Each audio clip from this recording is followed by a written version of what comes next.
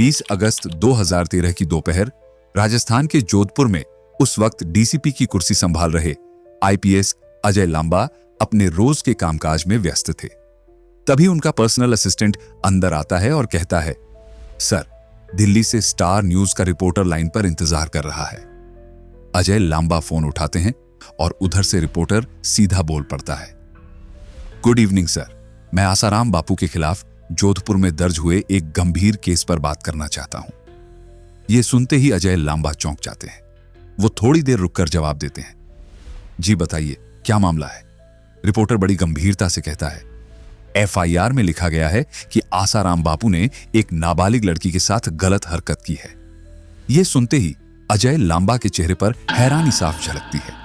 वो जानते थे कि आसाराम कितना बड़ा नाम है, उसके लाखों अनुयायी हैं और बड़े बड़े नेता भी उसके सामने सिर झुकाते हैं, लेकिन उनके खिलाफ इतनी बड़ी शिकायत, वो भी इस तरह की। अजय लांबा रिपोर्टर से बस इतना कहते हैं, मुझे इस बारे में कोई जानकारी नहीं है, और फिर फोन काट देते हैं। कुछ देर बाद जब वो अपना मोबाइल देखते हैं तो पाते हैं कि दिल्ली के सेंट्रल डीसीपी की मिस्ड कॉल आई हुई है। तुरंत वो वापस कॉल करते हैं। उधर से डीसीपी सीधे बोलते हैं, अजय, ये खबर सच है। कुछ घंटे पहले ही एक 16 साल की लड़की ने शिकायत दर्ज कराई है। उसने बताया है कि 15 अगस्त 2013 की रात को आसाराम बापू ने उसके साथ यौन शोषण किया। यह सुनते ही अजय लांबा कुछ पल के लिए बिल्कुल चुप हो जाते हैं। उनके दिमाग में एक ही सवाल घूम रहा था, जिस इंसान को लोग भगवान समान मानते हैं, जिसके सामने राजनेता तक झुकते हैं, वो इतनी नीच हरकत कैसे कर सकता है? यह मामला अब सिर्फ एक एफआईआर नहीं रह गया था, बल्कि उस शख्स की असलियत को बेनकाब करने वाला सच बनने जा रहा था, जिसके लाखों भक्त थे। क्या आप यकीन कर सकते हैं कि जिस इंसान के दरबार में हजारों लोग आशीर्वाद लेने जाते थे, वही किसी मासूम की जिंदगी को दागदार कर सकता है? वक्त यही दिखाने वाला था कि सच कितना कड़वा और दर्दनाक हो सकता है। अप्रैल 1941 सिंध नदी के किनारे बसे एक छोटे से गांव में, जो आज पाकिस्तान में है, एक लड़के का जन्म होता है। नाम रखा जाता है आसुमल सिरुमलानी। यह परिवार सिंधी समाज की बनिया जाति से था और बेहद अमीर खानदान माना जाता था। बचपन से ही आसुमल की मां उन्हें धर्म और पूजा पाठ की सीख देती थी। वो अक्सर अपने बेटे को ठाकुर जी यानी भगवान कृष्ण के सामने बिठाकर कहती, बेटा, अगर तुम इन्हें सच्चे मन से पूजो तो ये तुम्हें प्रसाद देंगे। आसुमल अपनी मां की हर बात को मानते और रोज सुबह जल्दी उठकर ठाकुर जी की पूजा करते। लेकिन जिंदगी हमेशा एक जैसी नहीं रहती। महज 6 साल का ही वक्त बीता था कि देश के बंटवारे ने उनकी और करोड़ों परिवारों की तकदीर बदल दी। पाकिस्तान में अपनी पुश्तैनी जमीन जायदाद छोड़कर ये लोग भारत आ गए और अहमदाबाद में बस गए। जो परिवार कभी अमीर था, वो यहां आकर गरीबी में जीने लगा। कुछ समय बाद आसुमल के पिता ने लकड़ी का धंधा शुरू किया और फिर मसालों का कारोबार किया। धीरे धीरे हालात थोड़े सुधरे। 7 साल की उम्र में आसुमल को अहमदाबाद के जय हिंद स्कूल में दाखिला दिलाया गया। उनकी आधिकारिक जीवनी में लिखा गया है कि उनकी याददाश्त गजब की थी। कोई भी कविता, पाठ या गाना हो, वो उसे हूबहू दोहरा देते थे। पढ़ाई में अच्छे थे, लेकिन वक्त ने एक और बड़ा झटका दिया। जब वो बस 10 साल के थे, उनके पिता का निधन हो गया। पिता के जाने के बाद घर की जिम्मेदारियां उनके छोटे कंधों पर आ गईं और मजबूरी में उन्हें पढ़ाई छोड़नी पड़ी। इसके बाद इस कहानी के 2 अलग अलग किस्से सामने आते हैं। एक वर्जन कहता है कि आसुमल अजमेर चले गए, जहां उन्होंने रेलवे स्टेशन से अजमेर शरीफ दरगाह तक टोंगा चलाना शुरू कर दिया। दूसरा वर्जन, जो उनकी बायोग्राफी में दर्ज है, बताता है कि वो गुजरात के सिद्दापुर में अपने रिश्तेदार की दुकान पर काम करने लगे। मेहनती और ईमानदार होने की वजह से उन्होंने मालिक का भरोसा जीत लिया। लेकिन चाहे टोंगा चलाना हो या दुकान पर काम करना, धर्म के प्रति उनकी आस्था कभी कम नहीं हुई। लोग धीरे धीरे उन्हें एक धार्मिक इंसान के रूप में देखने लगे और आशीर्वाद लेने आने लगे। जैसे जैसे उम्र बढ़ी, परिवार ने उनकी शादी की बात शुरू की, मगर आसुमल साफ कह देते, मुझे शादी नहीं करनी, मुझे तो संतों की राह पर चलना है। लेकिन किस्मत में कुछ और ही लिखा था। उनकी शादी की तारीख तय हो चुकी थी और बस शादी से 8 दिन पहले आसुमल घर से बिना बताए भाग गए। परिवार ने हर जगह तलाश की और आखिरकार भरूच के एक आश्रम में उन्हें ढूंढ निकाला। वहां पूरा परिवार हाथ जोड़कर कहता है, बेटा, तेरी सगाई पक्की हो चुकी है। अगर हम इसे तोड़ देंगे तो हमारे सम्मान पर आंच आएगी। कम से कम हमारे बारे में तो सोच। आसुमल ने आखिरकार परिवार की बात मान ली और लक्ष्मी देवी से शादी कर ली। लेकिन कहानी यहीं खत्म नहीं होती। उनकी बायोग्राफी में बहुत सी बातें छुपाई गई हैं। कहा जाता है कि शादी के बाद भी उन्होंने कई छोटी मोटी नौकरियां की। 1959 में उनके खिलाफ एक हत्या का केस भी दर्ज हुआ था। हालांकि सबूतों की कमी के कारण उन्हें कुछ नहीं हुआ, मगर इन बातों का जिक्र उनकी आधिकारिक जीवनी में कहीं नहीं मिलेगा। जीवनी में तो यही लिखा है कि उनका पूरा ध्यान अध्यात्म पर था। सच ये है कि शादी के बावजूद उनके मन में साधु बनने की चाहत लगातार बढ़ती रही और आखिरकार 23 फरवरी 1964 को 23 साल की उम्र में आसुमल ने अपना घर और परिवार छोड़ दिया। अपनी बीवी और मां को पीछे छोड़कर और सन्यासी की राह पकड़ ली। आसुमल जगह जगह भटकते रहते हैं। कभी किसी साधु से मिलते, कभी किसी संत के पास जाते। आखिरकार उनकी राह उन्हें ले जाती है वृंदावन और फिर नैनीताल, जहां उनकी मुलाकात होती है एक नामी संत लीला शाह महाराज से। महाराज उन्हें शिष्य बना लेते हैं और कहते हैं, बेटा अब वक्त आ गया है कि तुम भीतर झांको। साधना घर से भी की जा सकती है। जाओ और ध्यान करो। गुरु की बात मानकर आसुमल अहमदाबाद लौट आते हैं। नर्मदा नदी के किनारे बसे छोटे से गांव मोटी कोरल में वो साधना शुरू करते हैं। उनकी आधिकारिक जीवनी में लिखा है कि यहां उन्होंने 40 दिन तक ऐसा गहन ध्यान किया कि मानो किसी रहस्यमयी लोक में प्रवेश कर गए हों। कुछ दिन बाद उनकी मां और पत्नी उन्हें वापस घर ले जाने आती हैं। आसुमल मान जाते हैं और अहमदाबाद जाने के लिए ट्रेन पर चढ़ते हैं। लेकिन जैसे ही ट्रेन चलने लगती है, वो अचानक कूदकर दूसरी ट्रेन पकड़ लेते हैं जो मुंबई की ओर जा रही होती है। वहां से वो ब्रजेश्वरी मंदिर पहुंचते हैं, जहां उनके गुरु लीला शाह महाराज रहते थे। यहां भी उन्होंने ध्यान और आत्मज्ञान की साधना जारी रखी। अब कहानी के दो अलग अलग वर्जन मिलते हैं। पहला कहता है कि आसाराम को लीला शाह ने खुद आशीर्वाद दिया और आगे बढ़ने के लिए कहा। दूसरा वर्जन, जिसे पत्रकार बसंत रावत ने बताया, कहता है कि असल में लीला शाह ने उन्हें अपने आश्रम से निकाल दिया था। पर जो भी सच्चाई हो, इतना तो पक्का है कि जुलाई 1971 में आसाराम अहमदाबाद लौटे और मोटेरा इलाके में एक झोपड़ी में मोक्ष कुटीर नाम का आश्रम बनाया। यहीं से उन्होंने लोगों को उपदेश देना शुरू किया और साथ ही आयुर्वेदिक दवाइयां भी बांटते थे। धीरे धीरे ये छोटा सा झोपड़ा उनके बढ़ते मिशन का केंद्र बन गया। 3 वजहों से आसाराम तेजी से लोकप्रिय हुए। पहली, आश्रम में आने वालों को मुफ्त खाना और सुविधाएं मिलती थीं। दूसरी, उन्होंने जात पात का भेदभाव नहीं किया और खासकर गुजरात के पिछड़े समाजों के बीच उन्हें काफी मान्यता मिली। तीसरी, गुजरात के मिडिल क्लास में उस वक्त धर्म और हिंदुत्व की भावना तेजी से बढ़ रही थी। अहमदाबाद की सोशल साइंटिस्ट अछूत याग्निक के मुताबिक इस दौर में बीजेपी और आरएसएस एक साझा हिंदू पहचान की बात कर रहे थे। साथ ही राम जन्मभूमि आंदोलन भी तेज हो रहा था। इन सब का सीधा फायदा आसाराम को मिला। अगले कुछ सालों में उन्होंने करीब 400 आश्रम खोल डाले, न सिर्फ भारत में बल्कि विदेशों में भी। उनकी लोकप्रियता इतनी बढ़ गई कि हर राजनीतिक दल के बड़े नेता उनका आशीर्वाद लेने आते थे। इन आश्रमों में कई जगह गुरुकुल भी बने, जहां बच्चों को पढ़ाई कराई जाती थी। इतना बड़ा साम्राज्य बनाने में गुजरात सरकार का भी योगदान रहा। कांग्रेस के शासनकाल में 1981 और फिर 1992 में सरकार ने उन्हें करीब 14,000 वर्ग मीटर जमीन दी। 1993 में तो आसाराम ने भारत का प्रतिनिधित्व किया पार्लियामेंट ऑफ वर्ल्ड रिलीजन्स में। अब आसाराम खुद को शिखर पर महसूस कर रहे थे। पैसा था, शोहरत थी, लाखों भक्त थे और सत्ता के बड़े चेहरे उनके आगे सिर झुका रहे थे। लेकिन किस्मत कब करवट ले ले, ये कोई नहीं जानता। साल 1997 में एक 20 साल की लड़की ने उनके खिलाफ यौन शोषण का मामला दर्ज करा दिया। जिस शख्स को लोग भगवान मानने लगे थे, क्या वही इतना बड़ा अपराध कर सकता है? यही सवाल उस वक्त लोगों के मन में उठने लगा था। आसाराम के खिलाफ शुरुआती खबर आपको बस एक छोटे से गुजराती लोकल अखबार में मिलेगी, लेकिन उसके बाद मानो सब कुछ दबा दिया गया। वजह साफ थी, आसाराम की पकड़ राजनीति पर बहुत मजबूत थी। उनके कार्यक्रमों में बड़े बड़े नेता शामिल होते थे। बाएं इलेक्शन जीतने की तैयारी कर रहे नरेंद्र मोदी तक उनके कार्यक्रम में नजर आते थे, जहां मंच से गूंजता था, इष्ट देवाय भक्ति देवाय। और मोदी अकेले नहीं थे। पूर्व प्रधानमंत्री अटल बिहारी वाजपेयी, कांग्रेस नेता दिग्विजय सिंह लगभग हर पार्टी के दिग्गज उनके कार्यक्रमों में जाते थे। इससे आपको अंदाजा लग सकता है कि इस आदमी की ताकत कितनी गहरी थी। लेकिन असली बुरे दिन शुरू हुए साल 2008 में।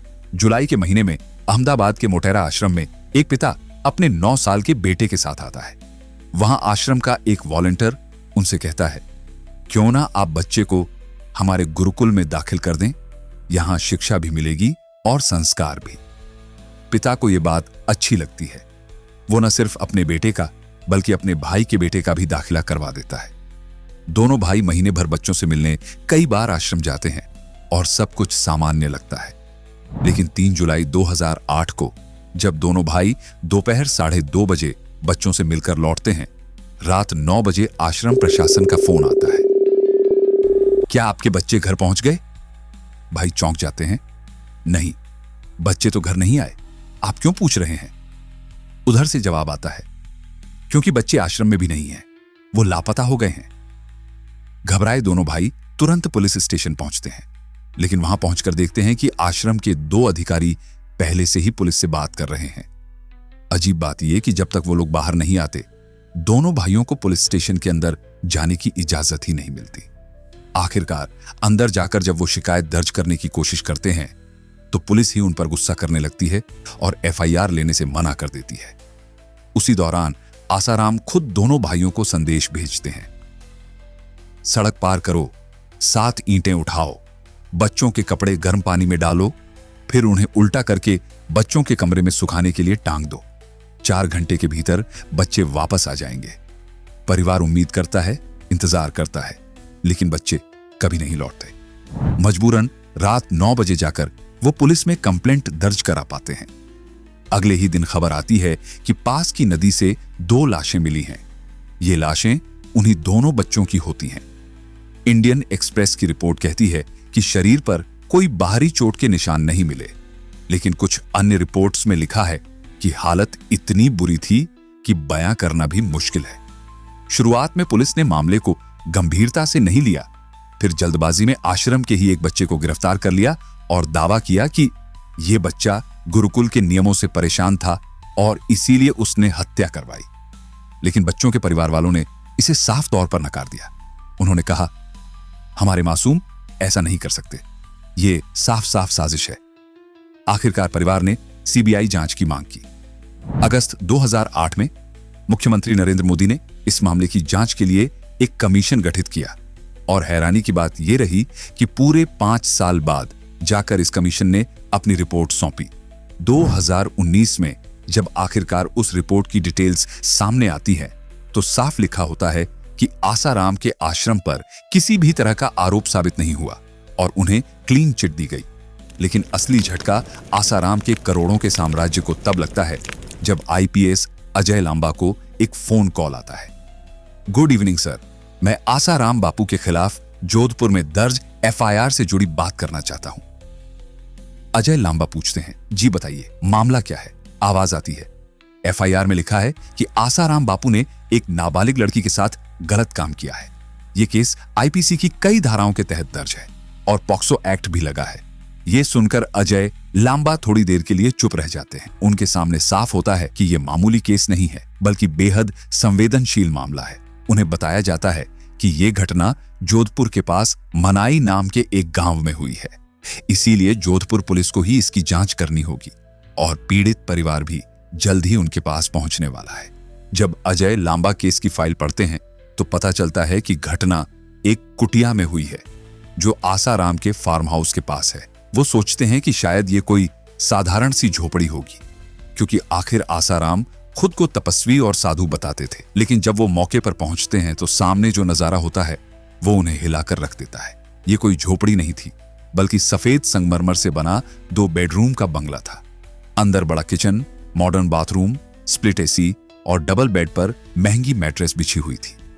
ये सब देखकर अजय लांबा समझ जाते हैं कि जो दिखाया जा रहा था और असलियत में जो है, उसमें जमीन आसमान का फर्क है। थोड़ी देर बाद पुलिस स्टेशन में पीड़िता और उसके माता पिता पहुंचते हैं। वहीं लड़की की स्टेटमेंट रिकॉर्ड की जाती है। 16 साल की उस बच्ची की आवाज कांप रही थी, लेकिन हिम्मत दिखाकर उसने सब सच बता दिया। वो कहती है, मैं उत्तर प्रदेश के शाहजहांपुर की रहने वाली हूं। मेरे पापा का ट्रांसपोर्ट का बिजनेस है और वो कई सालों से आसाराम के भक्त हैं। यहां तक कि उन्होंने लोन लेकर बापू के नाम से आश्रम तक बनवाया। मैं और मेरा छोटा भाई दोनों गुरुकुल में ही पढ़ते हैं। ये रेसिडेंशियल स्कूल है। लड़की आगे बताती है, अगस्त के महीने में मैं बीमार पड़ गई थी। मैंने हॉस्टल वार्डन शिल्पी को बताया तो उसने कहा कि डॉक्टर की जरूरत नहीं है, तुम बस आराम करो। लेकिन अगले दिन मुझे ऑफिस बुलाया गया और कहा गया कि मेरे अंदर आत्मा घुस गई है और सिर्फ बापू ही मुझे ठीक कर सकते हैं। उसके माता पिता को भी बुलाकर यही बात समझाई गई और उनसे कहा गया कि लड़की को तुरंत आसाराम के पास लेकर जाओ। 2 दिन बाद पूरा परिवार जोधपुर पहुंचता है। लड़की की आंखों में आंसू थे जब उसने कहा, वो दिन मैं कभी नहीं भूल सकती। बापू वहां लगभग 150 लोगों के बीच सत्संग कर रहे थे। जब सत्संग खत्म हुआ तो हमें बुलाया गया। उन्होंने मेरी आंखों में देखा और कहा, तुम्हारे अंदर एक शैतान बैठा है और इसे सिर्फ मैं ही बाहर निकाल सकता हूं। यह सुनकर माता पिता सहम गए। आसाराम ने आगे कहा, अभी तुम लोग जाओ और आराम करो, मैं तुम्हें बाद में बुलाऊंगा। उस पल किसी को अंदाजा भी नहीं था कि आगे क्या होने वाला है। रात के करीब 10 बजे का वक्त था जब लड़की और उसके माता पिता को आसाराम बापू के बुलावे पर आश्रम ले जाया गया। वहां पहुंचते ही आसाराम ने लड़की से पूछा, बेटी तुम बड़े होकर क्या बनना चाहती हो? लड़की मासूमियत से बोली, मैं सीए बनना चाहती हूं। इस पर आसाराम हंसते हुए कहता है, अरे वो सब सीए पीए तो मेरे पैर पड़ते हैं, तुम्हें इसकी क्या जरूरत है? अगले ही दिन फिर रात के 10 बजे आसाराम ने उस परिवार को अपनी कुटिया में बुलाया, लेकिन इस बार उसने माता पिता को यह कहकर बाहर रोक दिया, तुम दोनों गेट पर बैठकर मंत्र जाप करो, मैं तुम्हारी बेटी का इलाज करता हूं। बिस्तर पर लेटे आसाराम ने अपने बावर्ची को आवाज दी, मेरे लिए दूध लेकर आना और कमरे में ले आओ। जैसे ही वह लड़की कमरे में दाखिल हुई, उसने देखा कि अंदर अंधेरा है, सिर्फ हल्की रोशनी है और आसाराम पलंग पर लेटा है। उसने लड़की को कहा, मेरे पास बैठो। लड़की डर से कांपने लगी। आसाराम बोला, डर मत, मैं कुछ मंत्र पढ़ूंगा और तुम्हारे अंदर से शैतान निकाल दूंगा। पुलिस को दिए बयान में लड़की ने कहा, मैं अपनी जिंदगी में कभी किसी अजनबी मर्द के साथ अकेले कमरे में नहीं रही थी, लेकिन उस रात मैंने खुद को समझाया कि यह मेरे गुरु हैं, भगवान जैसे हैं, मसीहा हैं। पर सच में आसाराम ने उसका यकीन तोड़ा और जबरदस्ती करने लगा। जाते वक्त उसने धमकी दी, अगर किसी को बताया तो तुम्हारे भाई और परिवार को जान से मार दूंगा। लड़की चुपचाप अपने कपड़े पहनकर बाहर आई और परिवार के साथ घर लौट गई। 2 दिन तक उसने किसी से कुछ नहीं कहा, लेकिन आखिरकार उसने अपनी मां को सब सच बता दिया। माता पिता यह सुनकर सन्न रह गए। उन्होंने तय किया कि सीधे आसाराम से मिलेंगे, लेकिन जब वे दिल्ली के आश्रम पहुंचे तो स्टाफ ने गेट पर ही रोक दिया और अंदर नहीं जाने दिया। मजबूर होकर पूरा परिवार पास के कमला मार्केट पुलिस स्टेशन गया और वहां एफआईआर दर्ज कराई। लड़की का मेडिकल एग्जामिनेशन हुआ और रिपोर्ट आईपीएस अजय लांबा तक पहुंची। अब दिल्ली पुलिस और जोधपुर पुलिस दोनों हरकत में आ गए। एफआईआर की खबर फैलते ही आसाराम के समर्थकों ने बवाल मचाना शुरू कर दिया। 24 अगस्त को हजारों लोग जंतर मंत्र पर धरना देने लगे। आसाराम का बेटा तक मीडिया में बयान देता है, वह लड़की मानसिक रूप से अस्थिर है। वह नहाने में 2.5 घंटे लगाती थी, ब्रेक लेने में 45 मिनट। इसी परेशानी की वजह से ही तो उसके माता पिता उसे बापू के पास लाए थे। लेकिन पुलिस इन सब बातों को नजरअंदाज कर सबूत जुटाने लगी। अजय लांबा कहते हैं, उसके हाव भाव से साफ दिख रहा था कि उसे किसी चीज का डर नहीं था। जांच में सामने आया कि आसाराम को सेक्स एडिक्शन था। हर रात वह किसी नई लड़की की मांग करता था। उसके लिए आश्रम की वार्डन शिल्पी और बावर्ची प्रकाश लड़कियों को लाते थे। कई गरीब घरों की लड़कियां इस जाल में फंसाई जाती थीं। उन्हें या तो पैसे देकर चुप कराया जाता या फिर परिवार को धमकाया जाता। पुलिस ने जब उन लड़कियों के परिवारों से बात करने की कोशिश की तो ज्यादातर ने डर के मारे कुछ कहने से मना कर दिया। कई लड़कियां पढ़ाई छोड़कर अचानक गायब हो जाती थीं। उन्हें यह समझाया जाता कि बापू भगवान है, सिर्फ वही तुम्हें ठीक कर सकते हैं। सारे सबूत जुटाने के बाद जोधपुर पुलिस ने आसाराम को नोटिस भेजा कि उसे 29 अगस्त तक थाने आकर जांच में शामिल होना होगा। लेकिन जब तारीख आई तो आसाराम पेश ही नहीं हुआ। मजबूर होकर पुलिस ने फैसला किया कि अब उसे गिरफ्तार करना ही पड़ेगा। लेकिन यह काम आसान नहीं था, क्योंकि जहां भी आसाराम होता हजारों भक्त उसे घेरे रहते। ऐसे में 5 सीनियर ऑफिसर्स और 10 कमांडो की टीम तैयार की गई। यह टीम हथियारों के साथ इंदौर के आश्रम पहुंची, जहां आसाराम छुपा हुआ था। वहां तक पहुंचने का सफर और गिरफ्तारी का ऑपरेशन इतना खतरनाक था कि पुलिस ने इसे अब तक का सबसे पेचीदा मिशन बताया। आसाराम उस वक्त अचानक गायब हो जाता है और पूरे देश की पुलिस अलर्ट पर आ जाती है। हर बड़े शहर में टीमें लगा दी जाती हैं, पर कोई भी उसका सुराग नहीं ढूंढ पाता। फिर 30 अगस्त को जोधपुर पुलिस प्रेस कॉन्फ्रेंस करती है और ऐलान होता है कि आसाराम फरार है और अब उसको गिरफ्तार करना ही होगा। लेकिन कॉन्फ्रेंस खत्म होते ही खबर आती है भोपाल एयरपोर्ट से कि आसाराम वहां देखा गया है। शुक्रवार शाम करीब 6 बजे की तस्वीर मिलती है, जिसमें आसाराम कार से उतरते हुए तेजी से एयरपोर्ट के अंदर जाते नजर आता है। पर असली खेल तब होता है जब आसाराम भोपाल से इंदौर अपने आश्रम तक पहुंचने की कोशिश करता है। उसको अंदाजा नहीं था कि पुलिस पहले से ही सिविल ड्रेस में आश्रम पर तैनात है। एक ऑफिसर उसे देखता है और कहता है, बाबा जी, वक्त बहुत खराब है, लुकआउट नोटिस जारी हो चुका है, समन भी मिल चुका है, हालात बहुत विकट हैं। आसाराम बड़ी शांति से जवाब देता है, बड़े बड़े आरोप तो पहले भी लगे हैं, यह सब साजिश है, नाम लेना ठीक नहीं समझूंगा, लेकिन मेरी नजर में सबका भला, सबका मंगल। जोधपुर पुलिस आखिरकार आश्रम में पहुंचती है और सीधे उससे भिड़ जाती है। आसाराम गुस्से में कहता है, तुम्हें पता है मैं कौन हूं, इस देश में मेरे कितने भक्त हैं, कितने नेताओं पर मेरा हाथ है। पुलिस और उसके बीच घंटों तक तनातनी चलती है। आखिरकार वो कहता है, ठीक है, मैं चलूंगा जोधपुर, लेकिन अभी नहीं, रात हो चुकी है, सुबह चलेंगे। पर उसके दिमाग में एक और चाल चल रही होती है। वो अपने बेटे की तरफ देखता है और सिंधी भाषा में आदेश देता है कि रात भर में जितने हो सके भक्त इकट्ठा कर लो और आश्रम के सारे दरवाजे ब्लॉक कर दो। लेकिन उसकी चाल काम नहीं आती, क्योंकि पुलिस टीम में एक अफसर सिंधी समझ लेता है। प्लान फेल होता है और पुलिस उसी रात उसको पकड़कर ले जाने का फैसला कर लेती है। जैसे ही पुलिस उसे काबू में करती है, आसाराम चीखने लगता है, अरे अरे, ये क्या हो रहा है? नारायण, भक्तों रोको इनको, देखो तुम्हारे बाबा को पकड़कर ले जा रहे हैं। चारों तरफ से भक्त घेरने की कोशिश करते हैं, लेकिन पुलिस किसी तरह उसे गाड़ी में डाल देती है। रास्ते में भी मुश्किलें खत्म नहीं होती। जैसे ही गाड़ी मेन रोड पर आती है, दर्जनों फॉलोअर पीछा करने लग जाते हैं। पुलिस किसी तरह उसे लेकर एयरपोर्ट तक पहुंचती है। इंदौर से सीधी जोधपुर की फ्लाइट न होने की वजह से पुलिस को दिल्ली होकर जाना पड़ता है, पर वहां भी ड्रामा खत्म नहीं होता। आसाराम के करीब 50 से ज्यादा समर्थकों ने उसी फ्लाइट की टिकट बुक कर ली थी। जैसे ही विमान उड़ता है, वे सब जोर जोर से नारे लगाने लगते हैं। मीडिया के साथ दुर्व्यवहार तक होता है। माहौल इतना बिगड़ जाता है कि पुलिस को लगता है हालात हाथ से निकल सकते हैं। 1 घंटे बाद जब विमान जोधपुर लैंड करता है, तो पुलिस अब ज्यादा सतर्क हो चुकी होती है। वो आसाराम को सीधे पुलिस स्टेशन नहीं ले जाती, बल्कि एक गेस्ट हाउस में रखती है। बाहर भारी सुरक्षा बल तैनात कर दिया जाता है और अंदर 2 ऑफिसर लगातार पहरा देते हैं। चारों तरफ से घिरा देखकर आसाराम का आत्मविश्वास टूटने लगता है। डीसीपी अजय लांबा उससे सख्त लहजे में पूछते हैं, यह सब क्यों किया? आसाराम झुककर कहता है, गलती हो गई मुझसे।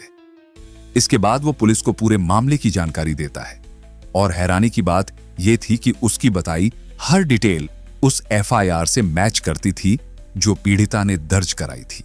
उस लड़की का मेडिकल एग्जामिनेशन कराया जाता है ताकि यह साबित किया जा सके कि आसाराम सेक्सुअल एक्टिविटी में शामिल हो सकता है या नहीं। नतीजा साफ था, वो सक्षम था। इसके बाद उसको कस्टडी में भेज दिया जाता है। पर गिरफ्तारी के बाद भी पुलिस की मुश्किलें खत्म नहीं होती। धमकी पर धमकी, फोन पर फोन। अजय लांबा कहते हैं, शुरू में पॉलिटिशियन, ब्यूरोक्रेट्स और सीनियर पुलिस ऑफिसर्स बस केस की डिटेल पूछते, लेकिन कुछ देर बाद उनकी आवाज बदल जाती और कहते, इस केस में जरा आराम से काम करना। रिश्वत के ऑफर भी आते। एक ऑफिसर को सपोर्टर्स ने तक कह दिया, अगर तुम जांच रोक दोगे तो तुम्हें राजस्थान में मालिक बना देंगे, प्रॉपर्टीज तुम्हारे नाम कर देंगे। लेकिन जैसे जैसे खबर बाहर आती है कि पुलिस दबाव में झुकने वाली नहीं है, आसाराम के ही पुराने लोग उसके खिलाफ खड़े होने लगते हैं। इनमें एक नाम था अमृत प्रजापति का, जो 15 साल तक आसाराम का आयुर्वेदिक डॉक्टर रहा। उसने खुलासा किया कि आसाराम इंसुलिन की दवा लेता था, पर डायबिटीज के लिए नहीं, बल्कि अपनी स्टैमिना बढ़ाने के लिए, क्योंकि वह सेक्सुअल एक्टिविटीज में बेहद एक्टिव था। आखिरकार जोधपुर पुलिस 1000 पन्नों की चार्जशीट दाखिल करती है और ट्रायल शुरू होता है। आसाराम की लीगल टीम हर तरह की चालें चलती है। वे कहते हैं, लड़की माइनर नहीं बल्कि एडल्ट है। उनका मकसद साफ था, अगर पॉक्सो एक्ट हटा दिया जाए तो आसाराम को उम्र कैद से बचाया जा सकता था और बेल भी आसान हो जाती। इसी कोशिश में उसके फॉलोअर्स एक स्कूल पर दबाव डालते हैं जिसे बाबू चिन्मयानंद चलाते थे। यह वही स्कूल था जहां पीड़िता पड़ी थी। फरवरी 2014 में आसाराम के वकील फेक सर्टिफिकेट लेकर कोर्ट पहुंचते हैं, लेकिन कोर्ट इसे खारिज कर देता है। पुलिस असली 10वीं का सर्टिफिकेट पेश करती है और साबित करती है कि लड़की नाबालिग थी, लेकिन अब खेल और खतरनाक हो चुका था। अगले 2 साल में 7 गवाहों पर हमले हुए, 3 की हत्या कर दी गई और 1 गवाह लापता हो गया। फरवरी 2014 में तो आसाराम के एक वीडियोग्राफर को बीच सड़क पर मारपीट कर घायल कर दिया गया। एक और गवाह पर एसिड फेंका गया। यहां तक कि पुलिस को यह भी खबर मिली कि उनकी गाड़ी में बम लगाने की साजिश हो रही है। आप सोच सकते हो पुलिस किस खतरे में थी। इन सारी धमकियों और षड्यंत्रों के बावजूद केस चलता रहा और आखिर वो दिन आया जब अदालत ने इंसाफ सुनाया। 25 अप्रैल 2018 को जोधपुर कोर्ट ने आसाराम को उम्र कैद की सजा सुना दी। गुनाह एक 16 साल की लड़की से रेप। इसके 5 साल बाद एक और केस में उसे फिर उम्र कैद मिली। ये कहानी सिर्फ एक गुनाहगार बाबा की नहीं है, बल्कि एक सबक है कि चाहे कोई कितना भी ताकतवर क्यों ना हो, अगर सिस्टम और कानून सही तरीके से खड़े हो जाएं, तो न्याय जरूर मिलता है। और दोस्तों, अगर आप चाहते हैं कि ऐसे सच सामने आते रहें, तो वीडियो को लाइक कीजिए, चैनल को सब्सक्राइब करिए और कमेंट में बताइए कि आप इस फैसले के बारे में क्या सोचते हैं। याद रखिए, बुराई चाहे कितनी भी बड़ी क्यों ना हो, इंसाफ वक्त पर जरूर आता है।